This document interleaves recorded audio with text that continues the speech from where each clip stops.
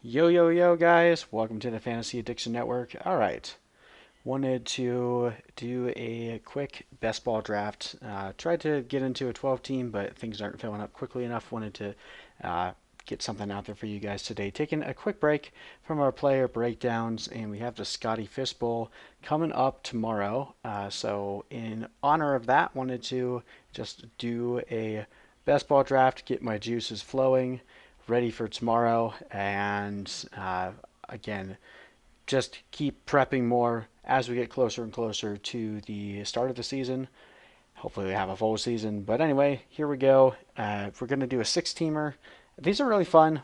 They recently just upped to 20 rounds as well, so it gives you even a little bit more strategy. But I like the six-teamers.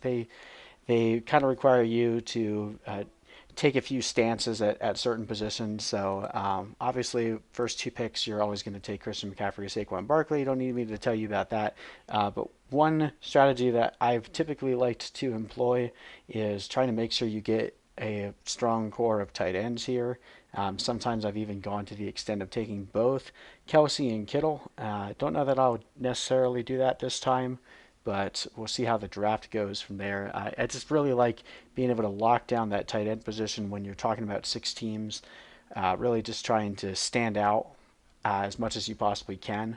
And because you have a smaller player pool, your team has to be really strong. And I'm confident enough in some of the other positions, especially wide receiver. You can just shore up on a bunch of guys. You don't necessarily need the couple of top tier guys. You can get enough of them to spread out for the rest of the draft. Because it is best ball, you just need guys that have the potential to pop each and every single week.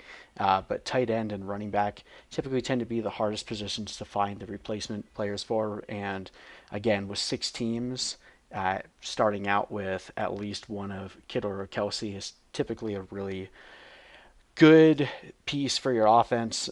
So we'll see how this draft goes. Like I said, I typically see a tight end go even before me at pick 11. I doubt I'll go uh, Kelsey and Kittle. That would be a little bit precarious here. I do that in the three-team drafts, but six teams, you still can run out of depth once you get closer to the later round. So, and now that we have 20 teams, something else to note as well is it kind of opens up our strategy a little bit more, and pretty much makes sense to have three quarterbacks and three tight ends on almost every team when you have 20 roster slots.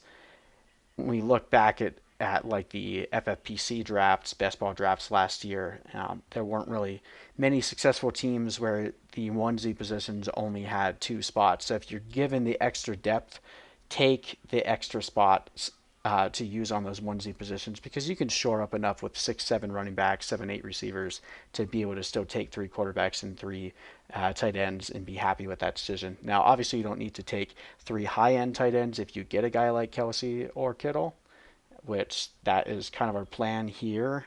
But let's see what ends up happening. If Devonta Adams falls, that's always a temptation here. Obviously, I'm very high on Miles Sanders. Anyone that's been following me knows that. So Miles Sanders would most likely be my main target here.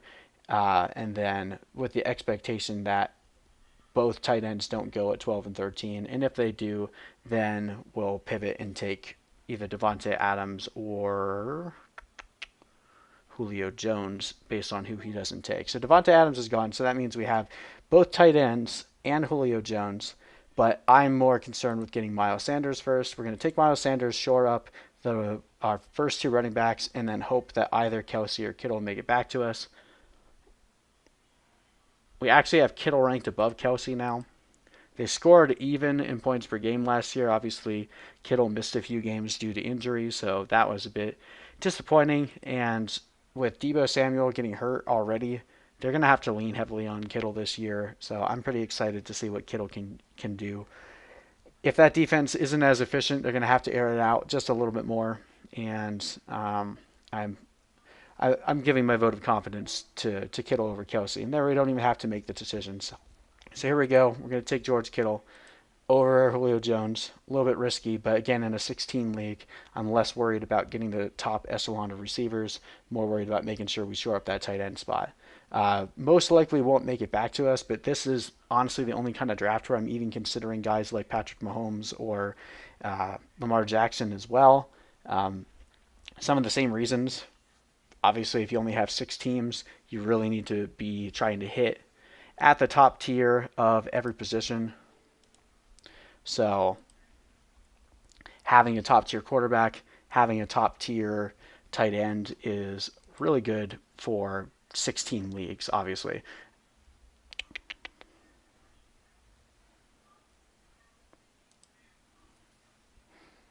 See Hopkins go over Julio Jones. That's a bit interesting. You can kind of tell too with these 16 drafts. It doesn't change much in terms of actual draft strategy if you're looking at how this would affect a real draft. So basically, you're just taking 2 picks in the first round here and then the second round. So seeing Patrick Mahomes go near what would be the end of the second round has been pretty normal from what I've seen in these kind of drafts. My guess is Lamar Jackson will go right now. I very rarely see them go beyond the second round in these best ball drafts, which again in a 16 league I understand a little bit more, but I see it happen in 12 team leagues all the time, and I think there's still an expectation that Lamar Jackson absolutely has to hit the same spot that he did last year, which I still think he can be very useful, but I don't think his productivity is going to be anywhere near the level that it was. So we're met with a choice here. We can either start hammering on wide receiver, or I don't have a lot of Austin Eckler. I'm not incredibly high on him this year, but I still think he's going to be pretty useful in PPR leagues. I'm not going to take another tight end. Obviously, Lamar Jackson and Patrick Mahomes being gone, not going to focus too much on quarterback. I do like some running backs later, but being able to shore up the running back spot early is helpful. I just absolutely love DJ Moore this year. We'll go DJ Moore and see what happens. If Eckler makes it back to us, we might go that way. Otherwise, we'll probably take another receiver. We see immediately after DJ Moore, Eckler goes off, and then Robinson is gone. So now I'm between Kenny Galladay and Amari Cooper. We're gonna go Kenny Galladay. I think he gives us a greater upside there, and obviously coming back with a healthy Matthew Stafford. You see Amari Cooper go right after him, so definitely guys all around the same tier.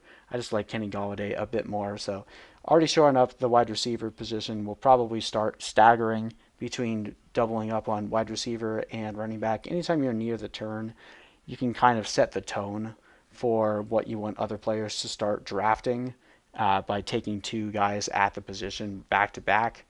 So, as you can see, after taking DJ Moore and Kenny Galladay, we get a run of 5 receivers in that stretch of 6 picks, and then Mike Evans goes. See Leonard Fournette go off. His ADP is starting to rise again. People are beginning to be a little bit more trustworthy of him. I get it. He is one of the guys that I'm willing to be wrong on this year and probably fading him, possibly to my own detriment. But I I see the upside. Obviously, last year he provided it. I'm just concerned about the overall team atmosphere of Jacksonville and the fact that they've been looking to trade him for a while. I just don't know if they're going to give him the same kind of a workload. I'm not worried about Chris Thompson stealing his targets, but I think it's safe to say that the lack of efficiency we saw from Fournette with the targets that he got, it might be a little absurd to assume that he's going to get that same workload again. All right, so here's an interesting one. I I don't have much of Todd Gurley. I have a few picks of Clyde Edwards-Helaire. Right now, we actually have Clyde Edwards-Helaire ranked ahead of Todd Gurley in our rankings, but considering it more and more, especially in a best ball, I am concerned that Damian Williams will end up being a bit more involved than we'd like to see. So I'm going to pivot here and do something rare. I'm going to take Todd Gurley over Clyde Edwards-Helaire, and we'll see what ends up making it back to us. Mark Andrews goes next. I mean, we could just take both. At this point, I'm pretty confident with the running back trio that I got there, so I could take the upside with a guy like Clyde or Jonathan Taylor. So Clyde goes off the board. Don't have to worry about him anymore. Let's see, the tier of receivers that I like is drying up pretty quickly. These guys won't make it back to us between Robert Woods and Calvin Ridley. Not as enamored by the running back picks here. I think some of those guys will make it back to us. So let's take. I have more Calvin Ridley than Robert Woods. So at this point, they're basically right next to each other in the rankings for me. I'm going to take Robert Woods. I think his ceiling is a bit higher. Well, I shouldn't say that. I think the ceiling of Calvin Ridley and Robert Woods is pretty even. Obviously, Calvin Ridley could have a massive year if Julio Jones were to go down, but I do think that both of those guys are going to have a pretty solid season. So we'll go with Robert Woods again just to kind of spread our ownership around. These guys are all guys I'm high on. I would have taken Allen Robinson over Kenny Galladay, but the guy in the one slot is following a pretty. He has a pretty similar rankings system that I do. It appears because I have Miles Sanders right above Kenyon Drake. I've got Eckler right around these receivers. I've got Clyde above some of these receivers too. So we kind of sniping each other back and forth. I'm assuming. So there, Calvin Ridley goes. This guy is on a not zero running back because obviously start with Dalvin Cook and Derrick Henry, but just shoring up that wide receiver. That's the kind of thing you have to do in these six teams. Just figure out where your strengths are going to be. Darn it, DJ Chark went. I was hoping DJ Chark would make it back. Really love DJ Chark a lot this year, but alas, that's not for us this time. I wouldn't take Cooper Kupp with Robert Woods. Tyler Lockett is interesting. I don't really know if there's any credibility to the rumors of Antonio Brown going to Seattle. That definitely scares me a little bit. At this point, I'm looking at Dak Prescott, a guy that we have ranked as the number three quarterback, but someone that could clearly make it up to the number one. I'm going to take Dak, and we'll see what ends up coming back to us with the wide receivers because I like Lockett, I like Hilton, I like McLaurin. So if I can get any one of those guys coming back, I'll be confident with that. And having Dak, I think, sets me up to have a upper echelon guy each position, and then it also makes it easier because now I don't have to choose as much between Tyler Lockett, Cortland Sutton. I don't have nearly enough of Terry McLaurin, and we're going to take a shot here with Terry McLaurin. So our wide receivers are starting to look pretty good. DJ Moore, Kenny Galladay, Robert Woods, and Terry McLaurin. We got Dak Prescott as our quarterback one, George Kittle as our tight end one, and then we got Saquon Barkley, Miles Sanders, and Todd Gurley at our running backs. Going to need to start drafting a few upside running backs, especially to shore up the injury risk of Todd Gurley. Miles Sanders had some injuries last year. I mean, running back is just a very injury-prone spot. So in best ball, always best to have at least six running backs in these types of formats. So probably going to focus mostly on running back at this point. The wide receiver tier that I really like is effectively gone. Once T.Y. Hilton and DK Metcalf are gone, and Devontae Parker, not really as interested in the guys uh, beyond them. So if one of them make it back, it'll be a little bit tempting, but we're still looking at, I mean, I don't have any David Johnson at this point. He's pretty much a stone cold fade for me, but I also understand why that could end up biting me in the butt. Like Kareem Hunt, like Cam Akers, like J.K. Dobbins. I have too much Darius Geis. I'm probably going to try to avoid him in this draft because obviously he carries a pretty massive injury risk. I don't want to take David Johnson, but I mean, coming here, this is basically the back of the fifth round. I think I think we're gonna do it. Just to say we did it once, and then if he ends up being David Johnson, we at least have one share of him. So we'll take David Johnson, and then we'll swing back around and see if Kareem Hunt is still there. We'll take Kareem Hunt.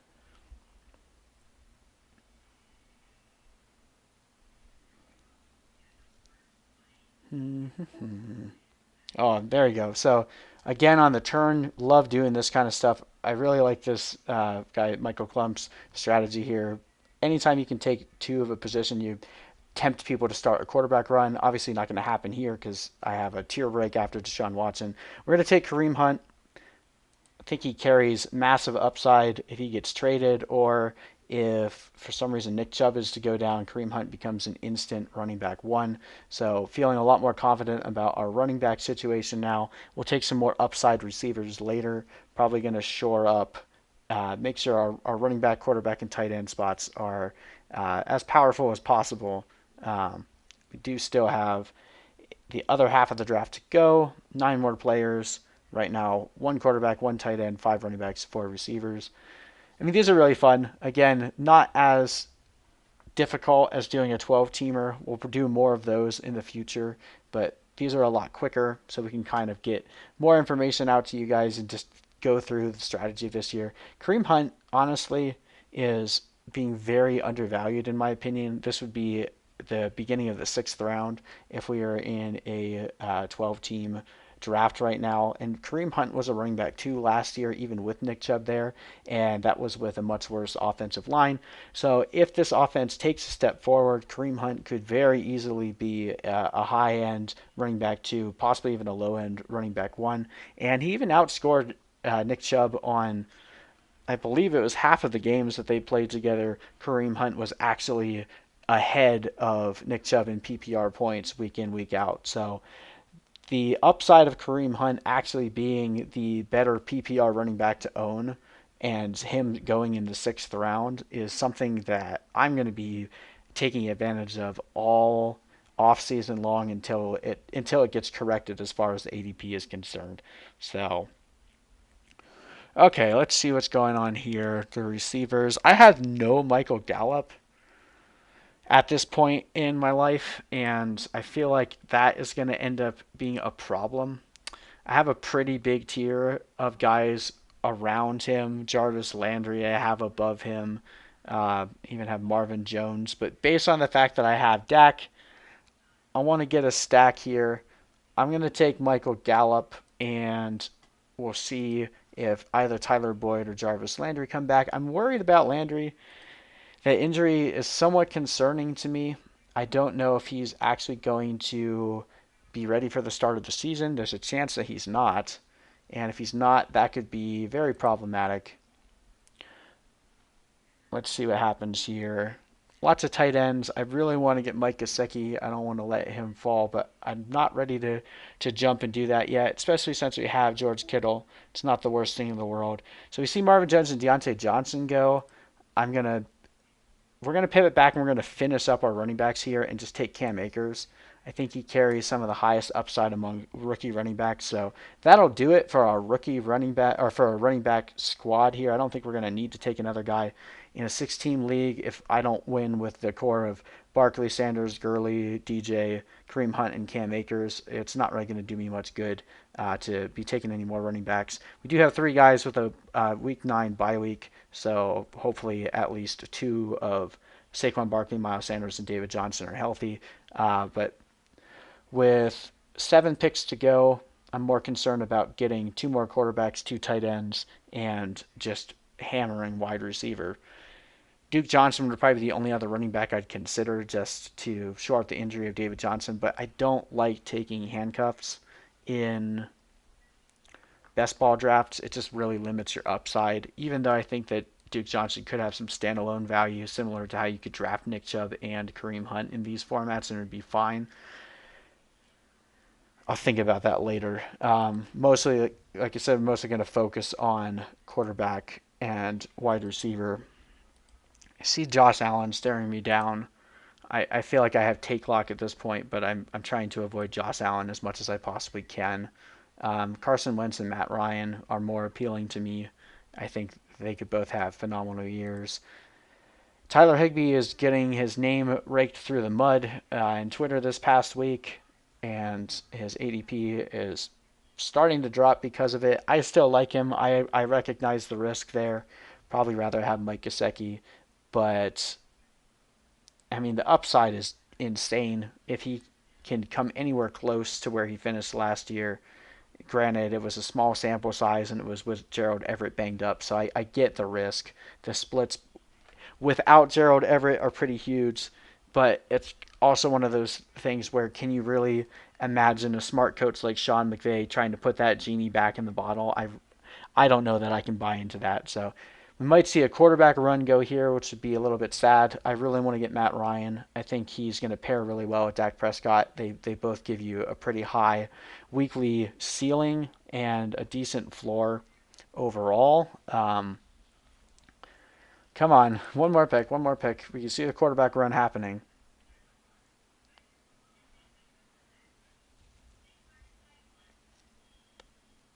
I mean, if Matt Ryan, well, might actually pivot over and do Carson Wentz because with Matt Ryan having the same bye week as Dak Prescott, that definitely is something to pay attention to in a best ball draft. So I might take, yeah, let's take Carson Wentz, and then we will see if Matt Ryan makes it back. It just sucks if you in these 16 leagues, if you didn't have a quarterback one week, that's going to really blow. So I'm going to pivot and take a tight end. Darn it, I really want Matt Ryan. That's the one thing that sucks about taking Dak Prescott in these types of formats. You really don't want to end up with two quarterbacks with the same bye week. The onesie positions are the ones that you really want to avoid pairing bye weeks. I'm not as concerned with like wide receiver or running back because you can have so many of them. Um, let's punt on quarterback because I don't want to make that choice. We'll let someone else get Matt Ryan. It makes me sad. Jarvis Landry is so staring me in the face. Tyler Boyd is a guy I don't have a lot of. Julian Edelman as well. You know what? Screw it. We're going to take Julian Edelman and hope that he has a good year with Cam Newton coming into town. Finished last year as a wide receiver one, so he still has it within his range of outcomes. Josh McDaniels is obviously going to find a way to work his players around Cam Newton's strengths, and I think that Julian Edelman and N'Keal Harry could still have a decent fantasy season. So getting Cam Newton, I think, really lifts his upside. And at this point, with my wide receiver six, I'd rather take the upside of a guy like Julian Edelman than take Tyler Boyd or Jarvis Landry, who both guys I see as uh, potential. Just they're not guys I like to own in a best ball draft. They're people that can give you a good floor each week, but what is their true ceiling week in week out? The Cleveland Browns are pivoting to be like the Vikings last year and be a heavy run team. And with a healthy Odell Beckham, how much is really going to be there for Jarvis Landry every single week? And with Tyler Boyd, I recognize the upside there, but last year everything went well for him in terms of the team shifting around. He was the only guy in town with AJ Green being out all season. John Ross got hurt right away. And granted, the quarterback play wasn't that great, but they were always playing from behind, so they were airing the ball out constantly. Tyler Boyd was the de facto wide receiver one last year, and you still weren't happy with his performance basically half of the season. So, are we really expecting, with Joe Burrow coming in and making the offense a little more efficient, but with adding T. Higgins, you get AJ Green back, hopefully John Ross stays healthy. How much upside does Tyler Boyd actually have unless he sees another season where all of the options around him get hurt again? I'm not fully sure. So I that's why I'm more bearish on Tyler Boyd than consensus. So, but it doesn't matter because the two guys we were talking about went right after us. Miko Hardman is interesting to me. I get his appeal in best ball. I think his ADP is becoming a bit absurd at this point, but it is what it is. This is effectively a ninth round pick.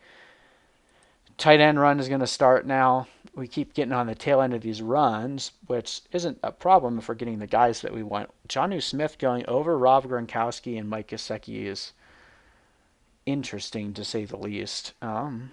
Let's see what ends up happening here. And then we have the same problem with Mike Gesicki that we do with Dak Prescott and Matt Ryan. Unfortunately, they have the same bye week.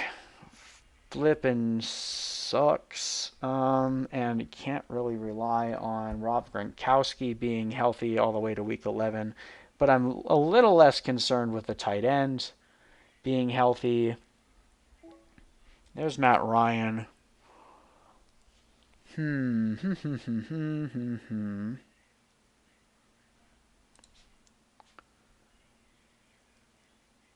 Screw it. Let's take Rob Gronkowski. I don't have enough of him. the potential that he actually has. His ADP is going to skyrocket the moment there's a tweet of him and Brady playing well with each other, and it's going to happen sooner or later. So we'll take advantage of the dip right now. If he's still there, we'll sneak back in and grab Will Fuller as our wide receiver 7. If he's not, we'll probably take a quarterback here. Still like Christian Kirk. AJ Green is still there. Kind of insane. His range of outcomes is dumb. Just straight dumb. And really hard to get a beat on what we expect from AJ Green. Obviously, Will Fuller as well with his injury concerns, but if he has a 50-point weekly upside, if he can do that for me 2 or 3 times in a 16 draft, that is all I really need from him. So give me 2 really good games, and I'll be happy with the pick, taking him in the 17th round here. So we're getting close to the end here. We've got 3 more picks. I need another quarterback, another tight end, and we'll take another receiver. Quarterbacks I'm looking at right now would be, just based on the bye weeks, would be Daniel Jones, okay with Tannehill. If I wait, I would take Teddy Bridgewater, has a pretty easy opening schedule. From a tight end perspective, I still really like Gesicki. I'm just concerned that Rob Gronkowski won't be healthy in Week 11 when George Kittle and Mike Gesicki are both on bye. So I might pivot and take a guy like Jared Cook, but I might just say screw it and take Gesicki anyway.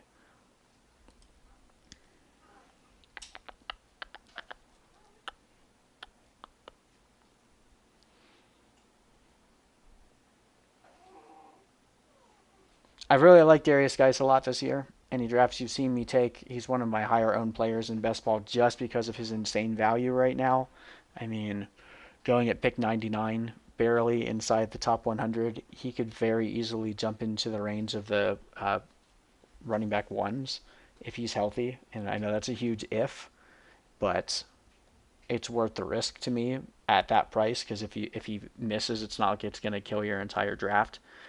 So especially when I take a lot more wide receivers or take an early tight end and I don't get as many running backs, getting a guy like Darius Geis later on makes me feel a lot better about doing that. So that's part of the reason why I own so much of him. But just for the sake of trying to spread my ownership around, I didn't want to target him in this draft. Plus, I'm still pretty confident in the running backs that I have right now. So we see Keyshawn Vaughn go. Still shocked that there's such a disparity between Keyshawn Vaughn and Ronald Jones right now. See him going a full 18 picks later.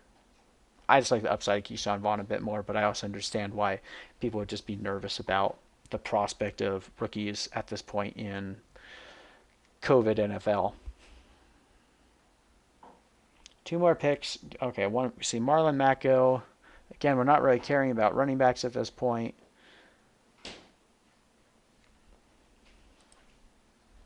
I like Darius Slayton. Jamison Crowder is interesting as well. I don't want him in redraft leagues, but he does actually carry a pretty high weekly upside. And freaking Mike Gesicki is still there. Probably going to take him if he's still there. This guy has 2 tight ends already. I don't know if he's going to go that route or not. Might just say screw it. If we have 1 week where the tight end spot doesn't give us any points, having the trio of Mike Gesicki, Rob Gronkowski, and George Kittle will probably be enough to make it worthwhile. And the reason why I would take a tight end before a quarterback is looking at the guy in the 1 slot. He has 3 quarterbacks already. I don't think he's going to take a 4th. So we're going to take Mike Gesicki, and then we're going to swing back around and take a quarterback with our next pick, grab our upside play, and basically just completely own the NFC East. This is a very NFC East-centric draft. With our quarterbacks and our running backs. We got Dak Prescott, Carson Wentz, Saquon Barkley, and Miles Sanders. And my plan is to take Daniel Jones with my next pick. Those guys complement each other well with the bye week, so have plenty of head-to-head games. There's not a lot of good defenses in the NFC East, so there should be a lot of shootouts. Daniel Jones coming into the second year. He was on pace to score the most touchdown. Had he played at the pace he was going in the 12 games that he started, if he had played 16 games, he would have actually broken Baker Mayfield's record for most touchdowns from a rookie. So excited to see what Daniel Jones can do in year two. He also gives you a nice rushing floor. Obviously, he has a solid core of wide receivers if they're healthy. Sterling Shepard, Darius Slayton, Golden Tate, Saquon Barkley, obviously got to consider as a running back and a receiver, and then Evan Ingram if he could ever play a full 16 games. Those guys actually break out to be the fastest core of pass catchers in the entire NFL over even the Chiefs. So the upside of Daniel Jones is bananas, and I'm pretty happy with that core of quarterbacks there. Really happy with the core of tight ends. Again, I wish Gesicki and Kittle had a different bye week in best ball because, I mean, just being honest, Robert Gronkowski will probably only play about 8 or 10 games this year, but if he ends up being a tight end one in those 8 or 10 games, it was worth the price I paid for him. So hopefully I don't take a 0 in week 11, but there's still also the chance that we don't even make it to week 11 by the time the season ends. So there's that. Okay, so at this point, want to finish up with another receiver. Looking down the bye weeks, we've actually done a really good job. The only pair of bye weeks that we have right now is Terry McLaurin and Will Fuller, so I'm not concerned about bye weeks at all. At this point, I'd rather just get another stack. So we have Michael Gallup stacking with Dak Prescott, so I don't really want to look at CeeDee Lamb here. I am interested in Darius Slayton. I have a lot of him in best ball. Jalen Reagor as well. Jamison Crowder is interesting to me, but for the sake of the stack, if Darius Slayton is there, that's probably the route I'm going to go. Got 2 more picks until we're up. We'll see if Darius Slayton makes it back to us. He's actually falling a little bit in this draft. His ADP is about 2 rounds before he normally goes either inside the top 100 or just outside it. So there's a chance that I end up getting sniped, which I haven't really gotten sniped other than Lamar Jackson this entire draft. Well, I guess you could say I was excited to take Allen Robinson and DJ Moore. That's one of my favorite things to do is just get both of those guys. But Kenny Galladay, I'll take all day as well. So fingers crossed here that Darius Slayton makes it back to us, because otherwise I'm choosing between Jamison Crowder, Sterling Shepard, and Christian Kirk.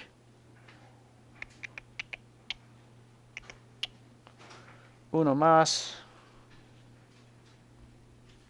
Of course, you're going to make me wait the full 60 seconds for my last pick, right?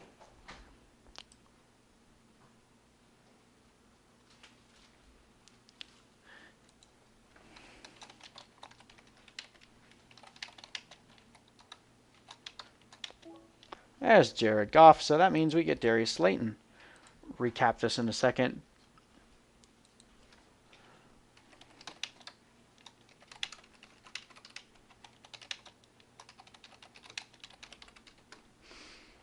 All right, let's run this down one more time. Incredibly happy with this team.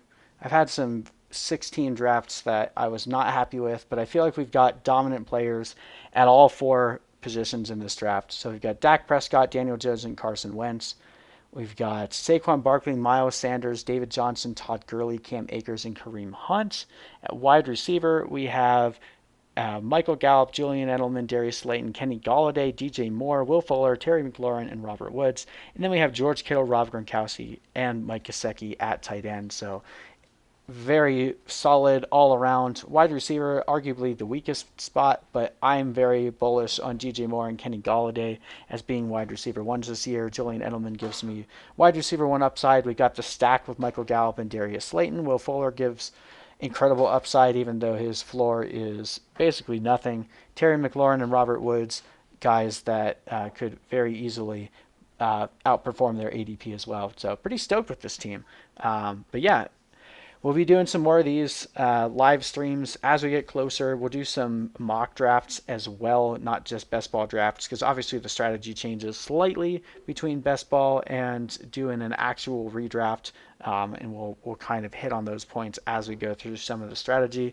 We're going to continue finishing up our player breakdowns. We are working on the Lions, the Packers, and the Panthers right now. We're just going to keep going down until we finish out the entire NFL. And from that point, then we'll start going into some of the more strategy-centric videos. But appreciate you guys watching. Hit me up in the comment section if you have any questions, and let me know what you think. So we'll see you guys in the next video.